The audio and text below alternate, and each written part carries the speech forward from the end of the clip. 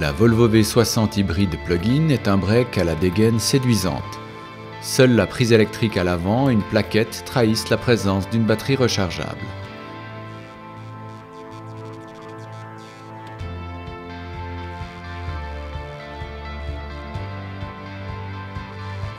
La face avant Volvo typique, la ligne de ceinture remontant vers l'arrière et le dessin de la poupe sont modernes et exempts de fioritures.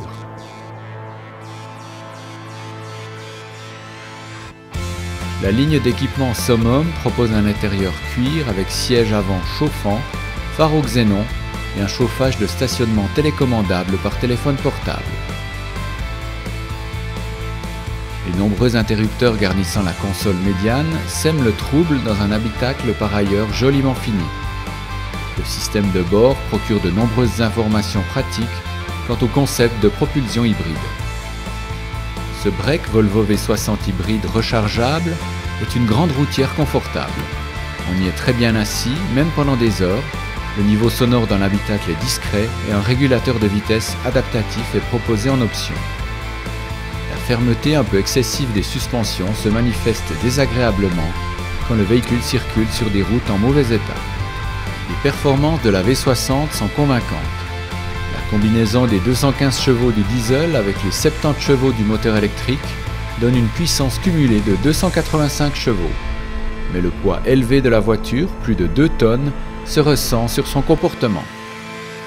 Notre test n'a hélas pas confirmé les basses consommations annoncées par Volvo. La moyenne de 1,8 litres par 100 km en cycle normalisé reste en effet bien éloignée de ce qui a été mesuré lors de l'essai.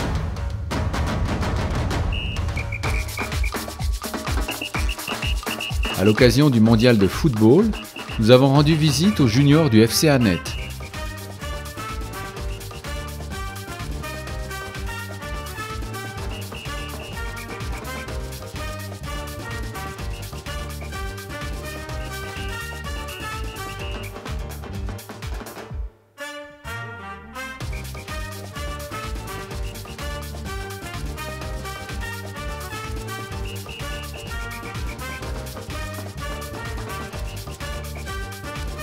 Ils ont eu pour mission de placer le plus grand nombre possible de ballons dans le coffre de la V60.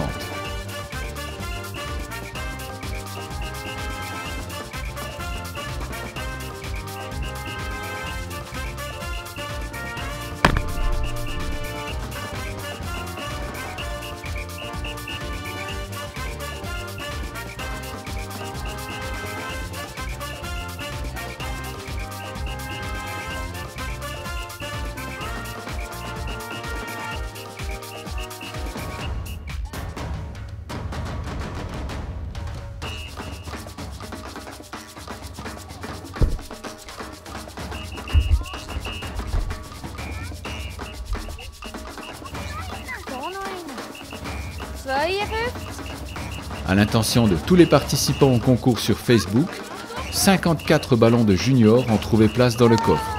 Les gagnants seront informés par écrit et nous tenons à remercier tous les participants. Bilan: la Volvo V60 hybride plug-in offre d'excellentes performances associées à une faible consommation, un style séduisant et des sièges très confortables.